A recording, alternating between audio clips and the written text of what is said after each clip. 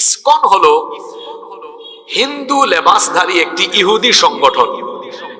এই সংগঠন যিনি প্রতিষ্ঠা করেছেন তার নাম হলো অভয়চরণারবিন্দ ভক্তি বেদান্ত স্বামী প্রভুপাদ। এই সংগঠনের মূল চেতনা বা মূল উদ্দেশ্য হলো পৃথিবীকে মুসলমান মুক্ত করো। তারা বলে প্রাণী হত্যা, গু হত্যা মহাপাপ, কিন্তু যেভাবে তারা মানুষ ধরে ধরে পিটায় ভারতে আর জবাই করে এভাবে খুন করে, মনে হয় যেন মানুষ হত্যা তাদের কাছে মহাপুণ্যের কাজ। আন্তর্জাতিকভাবে স্বীকৃত একটি উগ্রবাদী, জঙ্গিবাদী, চরমপন্থী সংগঠন বাংলাদেশে মাথাচাড়া দিয়ে উঠে গোটা বাংলাদেশকে অশান্ত করার অপচেষ্টা তারা চালাচ্ছে। এই সংগঠনটির নাম হলো ইসকন। ইসকন হলো শর্ট ফর্ম, এটার ফুল নেম হলো international society for Krishna consciousness. এই সংগঠনটি প্রতিষ্ঠা হয়েছে 1966 সালে। এই সংগঠনের হেডকোয়ার্টার ভারতের পশ্চিমবঙ্গের নদিয়া জেলার মায়াপুরে অবস্থিত, কিন্তু এই সংগঠন প্রতিষ্ঠা হয়েছে মার্কিন যুক্তরাষ্ট্রের নিউ ইয়র্কে। খুব খেয়াল করে শোনেন, এই সংগঠন যিনি প্রতিষ্ঠা করেছেন তার নাম হলো অভয়চরণারবিন্দ ভক্তি বেদান্ত স্বামী প্রভুপাদ।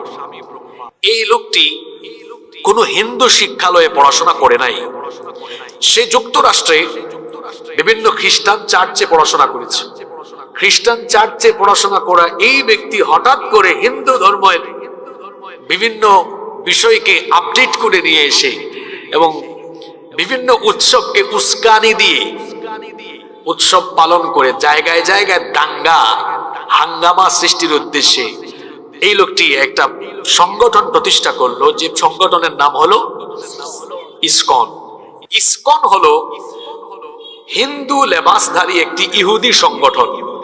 আমি আবার বলছি, আপনাদের সতর্কতার জন্য বলছি, কেন বাংলাদেশে আমরা গত 15-20 বছর ধরে আলেম ওলামারা বারবার আপনাদেরকে সতর্ক করছেন, কিন্তু আপনারা আলেমদের কথাগুলো শুনেন না। এটা আমরা বারবার বলে আসতেছি যে এটি হলো হিন্দু লেবাসধারী ইহুদিবাদী একটি সংগঠন। এটাকে নিয়ন্ত্রণ করে সরাসরি ইহুদিরা। এটাকে নিয়ন্ত্রণ করে কারা? ইহুদিরা। এই সংগঠনের মূল চেতনা বা মূল উদ্দেশ্য হলো পৃথিবীকে মুসলমান মুক্ত করো। তারা বলে প্রাণী হত্যা, গু হত্যা মহাপাপ, কিন্তু যেভাবে তারা মানুষ ধরে ধরে পিটায় ভারতে আর জবাই করে এভাবে খুন করে, মনে হয় যেন মানুষ হত্যা তাদের কাছে মহাপুণ্যের কাজ। ঠিক কিনা বলেন? তাদের কাছে গো হত্যা মহাপাপ, কিন্তু যে কাজ তারা করে ভারতে এই আরএসএস এর গুন্ডাদের দ্বারা নিয়ন্ত্রিত ইসকন গোটা ভারতবর্ষের মুসলমানদের উপরে তারা তাণ্ডব লীলা চালিয়েছে। গত 3 দিন আগে চট্টগ্রামে আদালত প্রাঙ্গণে অ্যাডভোকেট সাইফুল ইসলাম আলিফ, আপনাদেরকে অবগত করি, আমি যে বিশ্ববিদ্যালয় থেকে, আমি যে ইউনিভার্সিটি থেকে পড়াশোনা করেছি, সাইফুল ইসলাম আলিফ একই বিশ্ববিদ্যালয়ের ছাত্র। এলএলবি এলএলএম শেষ করে আইনজীবী ছিল, এপিপি হিসাবে এডিশনাল পাবলিক প্রসিকিউটর হিসাবে গত মাসে যোগদান করলো। এই চিন্ময় কুমার দাস ব্রহ্মচারী, তাকে গ্রেফতার করা হয়েছে রাষ্ট্রদ্রোহ মামলায়। সে হিন্দু সনাতনী বা ইসকন, এজন্য তাকে গ্রেফতার করা হয় নাই। মূল অপরাধ রাষ্ট্রদ্রোহী অপরাধ করেছে। এখন বলেন তো, রাষ্ট্রদ্রোহী কোন অপরাধ করলে রাষ্ট্র তাকে আইনের আওতায় আনতে পারে কি পারে না? আপনি রাষ্ট্রীয়ভাবে রাষ্ট্রদ্রোহ অপরাধ করে আপনাকে আটক করা হয়েছে, আপনি আইনি ভাবে মোকাবেলা করে জামিন নিয়ে বের হয়ে আসেন, আমাদের কোনো আপত্তি আছে? কিন্তু আপনার অনুসারী এই গুন্ডা পান্ডারা যা করছে, তারা ভাবছে এটা গুজরাট, তারা মনে করছে এটা সিকিম, এটা হায়দ্রাবাদ। বাংলাদেশে ইসকনওয়ালাদেরকে সতর্ক করছি, এটা গুজরাট নয়, এটা সিকিম নয়, এটা হায়দ্রাবাদ নয়। এখানে কোনো অশান্তি করার অপচেষ্টা করা হলে 14 কোটি মুসলমান তোমাদেরকে ছাড় দিবে না।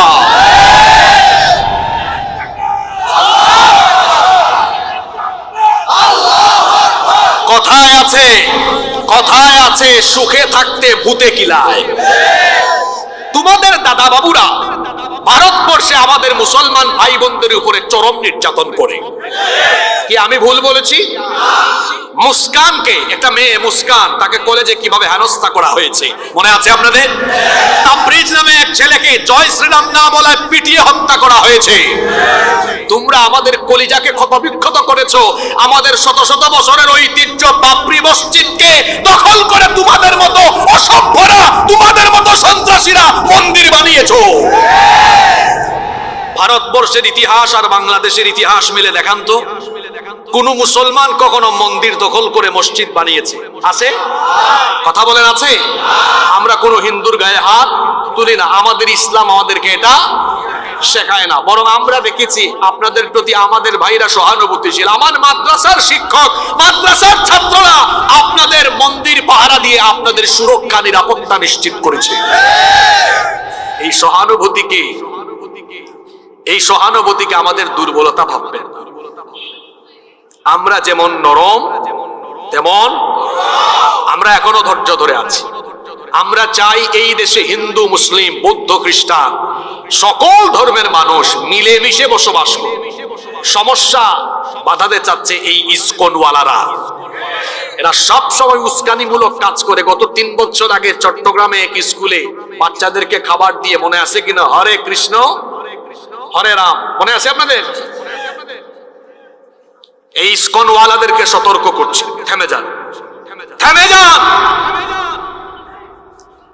গুজরাটের মাস্তানি এখানে চলবে না। হায়দ্রাবাদ আর সিকিমে যে মাস্তানি করেছেন, কাশ্মীরে আমার ভাই বোনদের উপরে যে নির্যাতন করেছেন, এই বাংলাদেশে এগুলো করার দুঃস্বপ্ন দেখবেন না। এটা বাংলাদেশ। আগের ফেরাউনও এই বাংলাদেশে যুবকদের সামনে টিকতে পারে নাই, ইসকন বিস্কনও টিকতে পারবে না। এনাফ, যথেষ্ট হয়েছে, থেমে যান। তার বিরুদ্ধে যে অভিযোগ আনা হয়েছে, সে পারলে আইনি ভাবে মোকাবেলা করে বের হয়ে আসবে। কোনো আপত্তি আছে? ধরে ধরে আমার ভাইকে আপনি জবাই করে ফেলবেন। কি নির্মম ভাবে জবাই করেছে, দেখেছেন ভিডিওটা আপনারা? ইউনূস সাহেবের সরকারকে বলবো, এই হত্যাকাণ্ডে যারা সম্পৃক্ত, দ্রুত এদের প্রত্যেককে গ্রেফতার করে দ্রুত ট্রাইব্যুনালে, বিচার ট্রাইব্যুনালে বিচার করে সবগুলোকে ফাঁসির কাস্টে ঝুলাতে হবে। এই বাংলাদেশে কোনো খুনির জায়গা হবে না ইনশাআল্লাহ। আমাদের এই দেশের উপরে আল্লাহ রহমত দান করেন। সম্মানিত ভাইয়েরা, আমরা আল্লাহর শুকরিয়া আদায়ের পাশাপাশি শুকরিয়া জানাচ্ছি এই মাদ্রাসা কর্তৃপক্ষকে, যারা এত সুন্দর আয়োজন করলেন। আপনারা এতে খুশি না বেজার? এই মাদ্রাসা দ্বীনের এই মারকাজ, এখানে জ্ঞান চর্চার ধারা অব্যাহত থাকুক, এই প্রতিষ্ঠানগুলো টিকে থাকুক, এটা আমরা চাই কি চাই না? এই প্রতিষ্ঠানগুলো আপনাদের সহযোগিতায় চলে, আপনাদের কারণে এই প্রতিষ্ঠানগুলো দাঁড়িয়ে আছে, দাঁড়িয়ে থাকবে ইনশাআল্লাহ। আমাদের এই প্রতিষ্ঠানগুলো দাঁড়িয়ে থাকুক, এটা আমরা কারা কারা চাই দেখে হাত তুলেন তো। সবাই চান তো? কেউ হাত নামায়েন না। দেখি স্বেচ্ছাসেবক যারা আছেন একটু প্যাকেট বা চাদর নিয়ে ঢোকেন। আপনারাও হাত নামায়া নামায়া পকেটে ঢোকান, মানুষের পকেটে ঢোকায়েন না, নিজের পকেটে ঢোকান। 1 থেকে 2 মিনিট যাবে সর্বোচ্চ, এরপরে আমরা আমাদের মূল আলোচনা শুরু করবো ইনশাআল্লাহ। আপনারা কি আগে থেকে প্রস্তুত ছিলেন না? আছে, যান একটু জিকির করেন, 1-2 মিনিটে শেষ হয়ে যাবে। লা ইলাহা ইল্লাল্লাহ, লা ইলাহা ইল্লাল্লাহ, সুবহানাল্লাহ ওয়ালহামদুলিল্লাহ, লা ইলাহা ইল্লাল্লাহ, লা ইলাহা। দুনিয়া সুন্দর, মানুষ সুন্দর, আসমান সুন্দর, জমিন সুন্দর, সুন্দরে সুন্দরে পাল্লা। জানি না কত সুন্দর তুমি আল্লাহ, জানি না কত সুন্দর তুমি আল্লাহ। লা ইলাহা ইল্লাল্লাহ, লা ইলাহা ইল্লাল্লাহ। সুবহানাল্লাহ ওয়ালহামদুলিল্লাহ লা ইলাহা ইল্লাল্লাহ লা ইলাহা।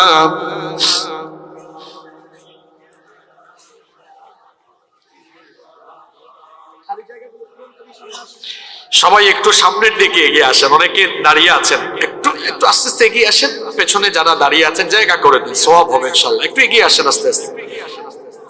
লা ইলাহা ইল্লাল্লাহ মুহাম্মাদুর রাসূলুল্লাহ সাল্লাল্লাহু আলাইহি ওয়াসাল্লাম। আপনারা কি আমার কথায় রাগ করলেন নাকি?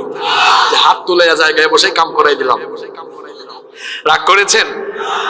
এই যে আপনাদের সবাইকে সওয়াবের ভাগীদার বানিয়ে দেন, আলহামদুলিল্লাহ পড়েন। সম্মানিত উপস্থিতি, আমরা তাফসীরুল কোরআন মাহফিলে এসেছি। এই কোরআন যিনি নাজিল করেছেন, গলার আওয়াজ বড় করে সবাই বলেন তো তিনি কে? পৃথিবীতে কোরআনের মতো দামি, সম্মানিত, মর্যাদাবান কোন কিতাব কি আর আছে? কেন নেই? তার কারণ হলো এই কোরআনে কারীমের এমন কিছু ক্যারেক্টারিস্টিক, খাসাইস, বৈশিষ্ট্য রয়েছে যা পৃথিবীর অন্য কোন কিতাবের ভেতরে এগুলো নাই। এই যে কোরআনের মাহফিলে আমরা এসেছি, এই কোরআন কেমন কিতাব আমরা অনেকে জানিও না, এর বৈশিষ্ট্য সম্পর্কে আমরা অবগত নয়। আজকে আমরা কোরআনে কারীমের কিছু খাসাইস জানবো, এতে করে কোরআনের প্রতি আমাদের আবেগ, কোরআনের প্রতি আমাদের ভালোবাসা, কোরআনের সাথে সম্পর্ক তৈরি করার জন্য আমাদের মনের ভেতরে সিদ্ধান্ত আরো বেশি প্রকট হবে, প্রবল হবে ইনশাআল্লাহ। আল্লাহর কোরআনের এমন কিছু বিশেষত্ব আছে যা পৃথিবীর অন্য কোনো কিতাবের আর নাই। যেমন নাম্বার 1, খেয়াল করুন, আমরা কিন্তু মূল কথা শুরু করে দিয়েছি। Number 1, 1 number, Quran is a book that is most read in this world. কোরআন হচ্ছে পৃথিবীর একমাত্র কিতাব যা পৃথিবীতে সবচাইতে বেশি পরিমাণ পড়া হয়, তিলাওয়াত হয়। আপনি জানলে অবাক হবেন যে এটি হলো দুনিয়ার একমাত্র কিতাব যা দিবানিশি অনবরত 24 ঘন্টা তিলাওয়াত হয়। আল্লাহু আকবার। কোরআন কত ঘন্টা তিলাওয়াত হয়? জোরে বলেন। বলবেন হুজুর কই, আমরা তো ঘুমাই থাকি, ওই সময় কোরআন কে পড়ে? এটা 24 ঘন্টা কিভাবে তেলাওয়াত হয়? এটা কোনো চাপা নয়, এটা হলো সায়েন্টিফিক ভাবে প্রমাণিত একটি বাস্তবিক সত্য কথা। মহাকাশ এবং জ্যোতির্বিজ্ঞানীরা গবেষণা করে দেখলেন পৃথিবীর ঘূর্ণায়মান গতি, আহ্নিক গতি আর বার্ষিক গতির ফলে পৃথিবীর বিভিন্ন স্থানে সময়ের একটা ভিন্নতা আছে। বাংলাদেশে এখন রাত 10:40 বাজে, কিন্তু সৌদি আরবে এখন সন্ধ্যা 7:40 বাজে। আমেরিকা এখন বিকেল 4:40, সরি লন্ডনে এখন বিকেল 4:40, আমেরিকা এখন দুপুর 11:40। তাহলে সব জায়গায় সময় একরকম নয়, সময়ের ভিন্নতার কারণে বিজ্ঞানীরা দেখলেন যে 24 ঘন্টায় পৃথিবীর কোনো না কোনো স্থানে, কোনো না কোনো এলাকায় আজান হয়। সুবহানাল্লাহ। আচ্ছা, আজান হলে মুসলমানরা কোন ইবাদতে দাঁড়ায়? জোরে বলেন, কোন ইবাদতে দাঁড়ায়? নামাজে দাঁড়ায়। আর নামাজে যখন মুসলমান দাঁড়ায় তখন কয়টা কিতাব থেকে তিলাওয়াত করে? জোরে বলেন। সেই কিতাবের নাম হলো আল কোরআন। আমরা এখানে বসে বসে আলোচনা করছি আর শুনছি, কিন্তু এখন কোন দেশে ফজরের নামাজ হচ্ছে, কোন দেশে জোহর, কোন দেশে আসর, কোন দেশে মাগরিব। এভাবে সময়ের ভিন্নতার কারণে পৃথিবীর কোথাও না কোথাও আজান আর নামাজ হওয়ার কারণে গবেষণা করে দেখা গিয়েছে 24 ঘন্টা অনবরত দিবানিশি অনবরত আল্লাহর কালাম পৃথিবীর কোথাও না কোথাও তিলাওয়াত হয়। সুবহানাল্লাহ। পৃথিবীতে কোরআন ছাড়া অন্য দ্বিতীয় কোনো বই আর নাই যা এরকম দিবানিশি 24 ঘন্টা তিলাওয়াত হয়।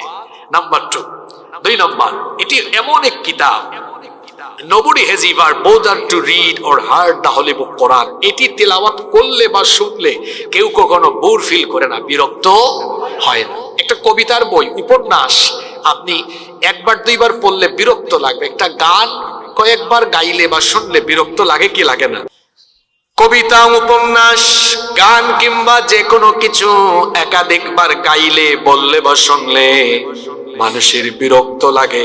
কিন্তু আল্লাহর কালাম এটি যত বেশি তেলাওয়াত হয় কিংবা যত বেশি শোনা হয়, কখনো মানুষের খারাপ লাগে না, মানুষের কখনো বিরক্তি লাগে না।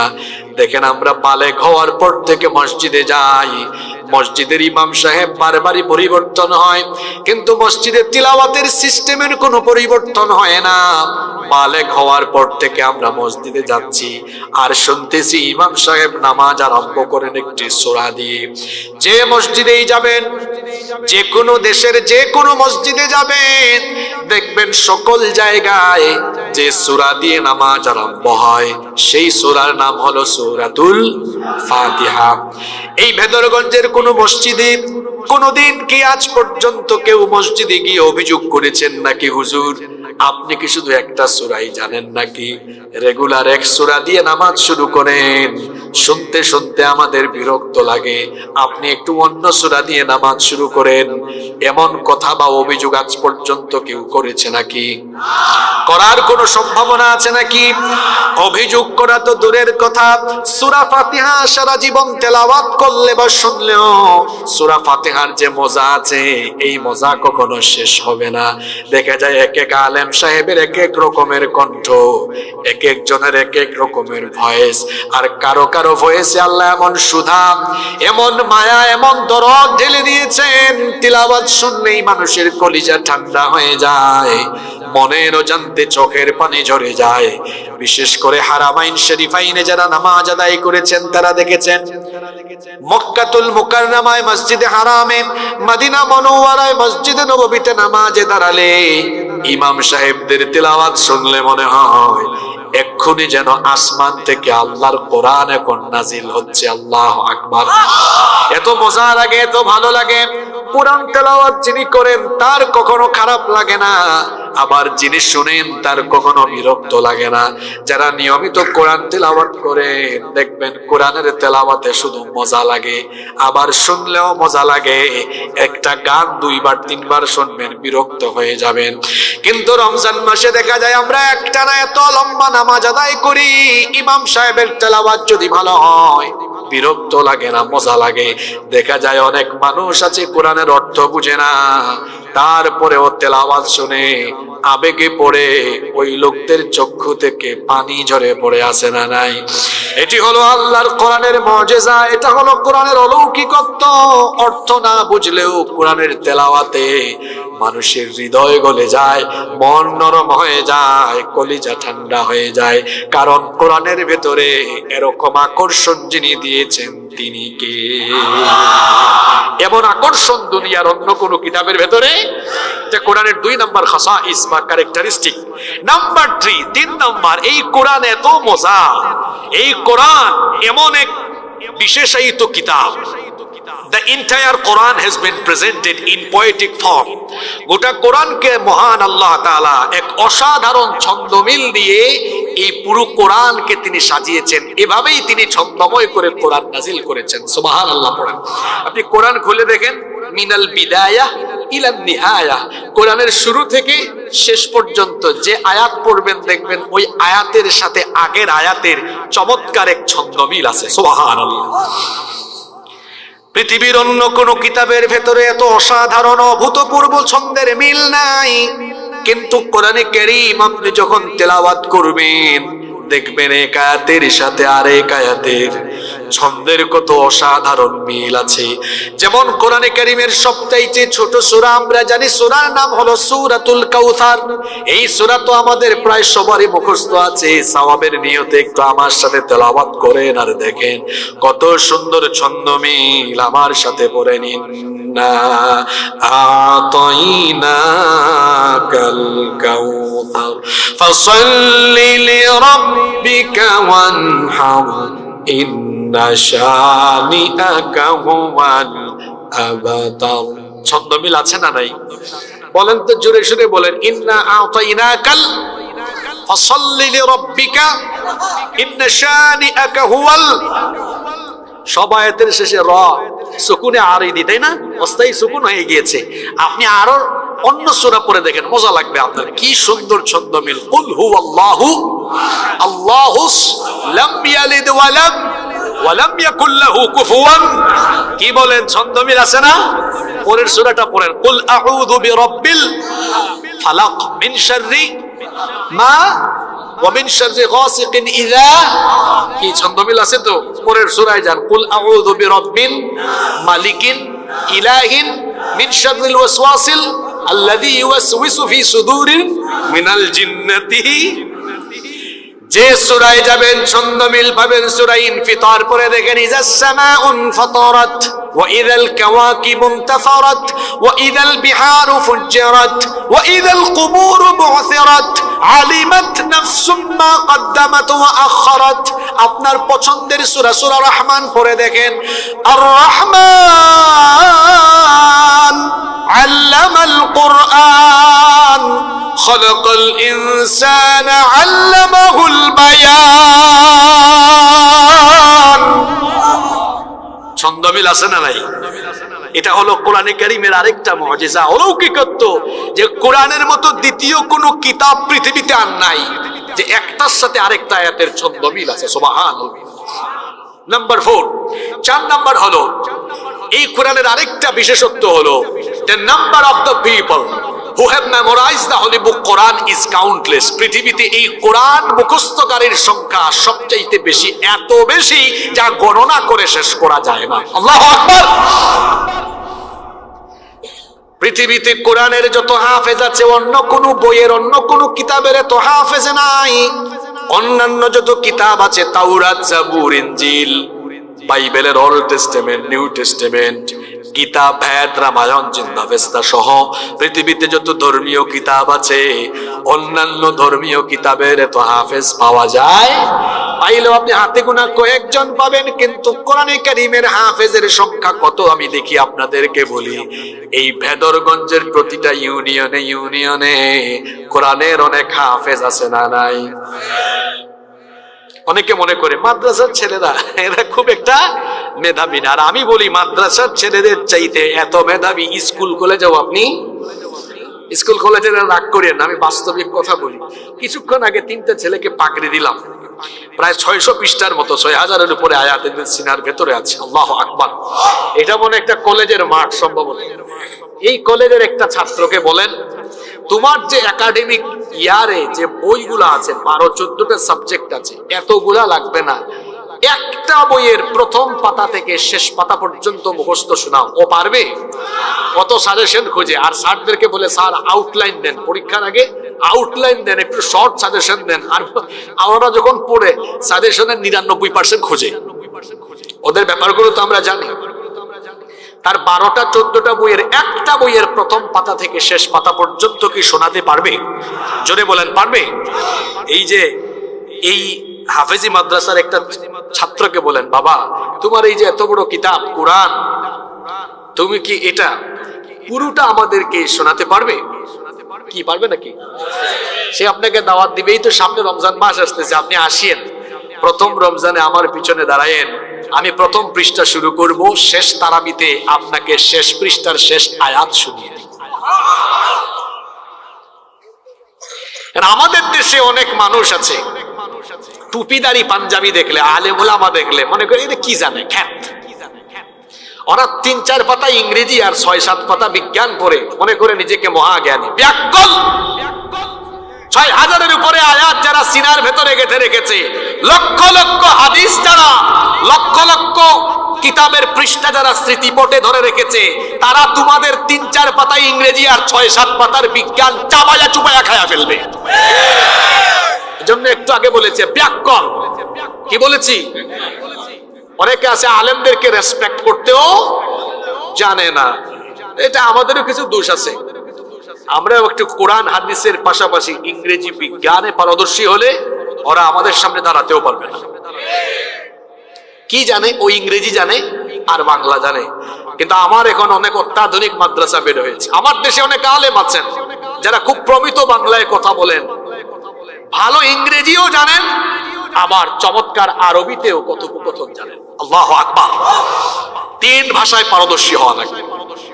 আরবি তো মাস্ট লাগবে, কারণ আরবি কার ভাষা? জোরে বলেন, কার ভাষা? ব্রিটিশদের মতো উচ্চারণ শিখেছেন, ভালো কথা, এটা দুনিয়াতে দরকার আছে। এমনকি কোরআন ইউরোপ আমেরিকায় ছড়িয়ে দিবেন, এজন্য আপনার ইংরেজি জানা থাকা লাগবে, দরকার আছে। কিন্তু এত ভালো ইংরেজি শিখলেন, এত ভালো আরবি শিখলেন না কেন? আরবিও আপনাকে শিখতে হবে। আরবি শিখেন নাই বলে নামাজে আপনি কোনো মজা পান না, কোরআন পড়ে আপনি কোনো স্বাদ পান না। ইংরেজি ভাষায় যেমন আপনি পারদর্শী হবেন, ইংরেজির আগে আপনি আরবি ভাষায়ও পারদর্শী হওয়া লাগবে। কোরআনকে কোরআনের ভাষায় বুঝতে হবে। আল্লাহ আমাদেরকে বোঝার তৌফিক দান করে দেন। তাহলে কোরআনের আরেকটা মুজিজার কথা বললাম যে এই কোরআনের মুখস্থকারীর সংখ্যা পৃথিবীতে সবচাইতে বেশি। আর আরেকটা বিষয় আপনাদেরকে জানিয়ে রাখি, এটা হলো আল্লাহ তাআলার কোরআন সংরক্ষণের একটা অসাধারণ প্রক্রিয়া। পৃথিবীতে কোরআন আল্লাহ সংরক্ষণ করেছেন দুইটা উপায়ে। এখন যে কথাগুলো বলছি এগুলো সচরাচর সব মাহফিলে আপনি শুনবেন না, এই কারণ এগুলো একাডেমিক আলোচনা, মাহফিলে সবাই এগুলো বলে না। আপনাদেরকে একটু সহজ ভাষায় বুঝিয়ে দিই।